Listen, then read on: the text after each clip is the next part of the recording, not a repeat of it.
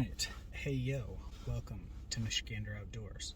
Today, we're doing another ice report on Lake St Clair, but we're going to do something different. Everyone, and I mean everyone, because it seems like there's a lot of ice reports coming out, which is good. You know, the more eyes out there, the more we can see how safe it is. But it's always the same spots. So it got me thinking, like, are these the only spots that we can get to on Lake St Clair? So what I'm doing is I'm driving from Detroit, the mouth of the Detroit River north as far as I want to today. We'll see how tired I get, how much time it takes. And we're gonna look for some more public spots that we can get out on the lake and try to catch some fish. So let's get started. First stop after being in Detroit, going through Grosse Pointe, just nothing but a bunch of huge ass houses, no public access. Then I saw this spot on the map, Pier Park. Didn't look public, or someone, I don't know if they're taking money or you need to be a member of some prestigious community, but yeah, can't go in there. On our way, see if we can find some secret honey holes for you.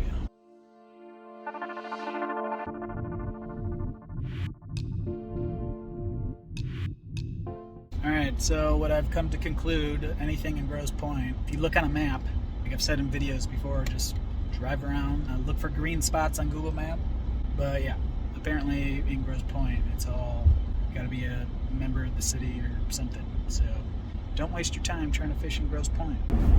Alright, now we are in St. Clair Shores. I just passed I think it's called St. Clair Shores Park. There's a little canal in there, but it doesn't look like it's worth fishing. A lot of people always say don't waste your time on the mile roads, and I think, as I'm passing, I'll show you the map right here. Like, there's all kinds of canals. Live on one of these canals, it might be worth it. If you're a out-of-towner, don't live in St. Clair Shores or Grosse Pointe, the main spots that everyone talks about, I think that's what you got to deal with. Right, we are now in Harrison Township. Hopefully, we can find some spots that are a little more accommodating to us common folk. We are at the DNR boat launch here in Harrison Township. State park, you just need a state pass to get in here. Let's see, we got some people. So, first stop, we have 1, 2, 3, 4, probably like 8 or 10 people out here. Haven't seen anyone hooting and hollering, but the ice is definitely safe, at least in this bay. You can see out there where it's all building up. I wouldn't go too much far past that. First spot panned out. Well, it wasn't first spot, that was like the 5th spot for the day. Finally found some access. Some people out there, but that's obviously private property. So, oh, here comes the shit show. Can we see that? Right by Gino's. This is one of the spots you gotta pay. Alright, this is on the outskirts of Metro Park. That's the border right there. So I figured I'd drive down here real quick and see if there's any secret spots for us to fish from. I doubt it. Expected, this is a private road for residents only. Oh, shit. So we need to get out of here. As you can see though, we have Shantytown upon us. And we'll go into the park so we can get a better look. I hope that's not overflow for fishing. This is ridiculous. Well, I think that was overflow, because this parking lot, it is 1:30, and yeah, this looks pretty full. Go for a walk. People are already bringing their sleds out, which seems a little ridiculous, if you ask me. I guess to each their own. We did have about 8 inches in Detroit, so maybe.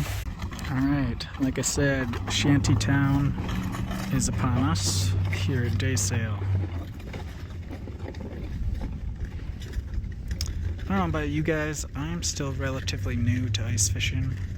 So when you're picking a spot, when you got hundreds of people, like, what do? Follow the crowds?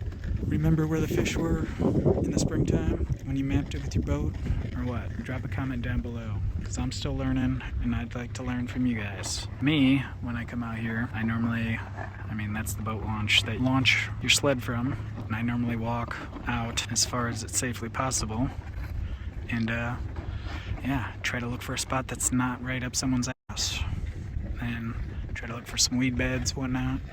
That's what did pretty good last year, but it's kind of hard to hole hop when you got a million people around you. I don't know, drop a comment down below. If you got a million people out, do you just start popping holes and going around near other people, or what? I don't like to do that. But you can see, shanties are more concentrated over in this area. That's typically where I fish, out that way.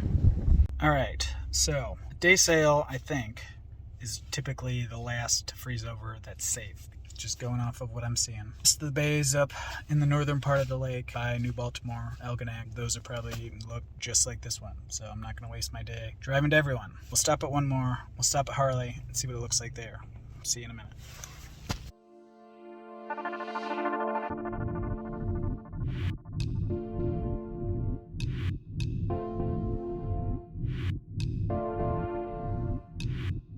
Alright, you guys can call me a liar. I said that day sail is normally the last bay to freeze up and be safe. We're over here, someone told me that this is a good spot to fish once. As you can see, that's flowing water. So, this is definitely not safe. But it looks nice. On the other side though, by these rich ass house, I watched them do construction on that all last year. There's a few people out here. You see some guy over there, smart like me, doesn't spend $400 on a shanty because he's got a little hunting blind that works just as good. That's all I use. Oh, and jokes on everyone else. Found my secret little pond to fish on. Just kidding. I'm sure that's natural habitat crap that DNR is trying to build for the ducks. Can't fish, but it's still cool to see. Just the power of nature, if you ask me. Flowing water up there. You can hear it. Freezing up, pushing up. This stuff will F you up if you're not safe and you don't respect it. I've had enough for today. Like I said in the beginning, we started in Detroit. I poked a few holes around. It was about 8 inches of ice. We saw one huge fish swim underneath us, which got me also thinking. This super clear ice, I don't know if it's good or bad. If we can see the fish above, they obviously can see us, which is why they were spooking as we were walking, which is kind of cool, trying to follow them. Not being in the shanty where it encloses the hole, keeps it dark, could probably be problematic, I'm assuming.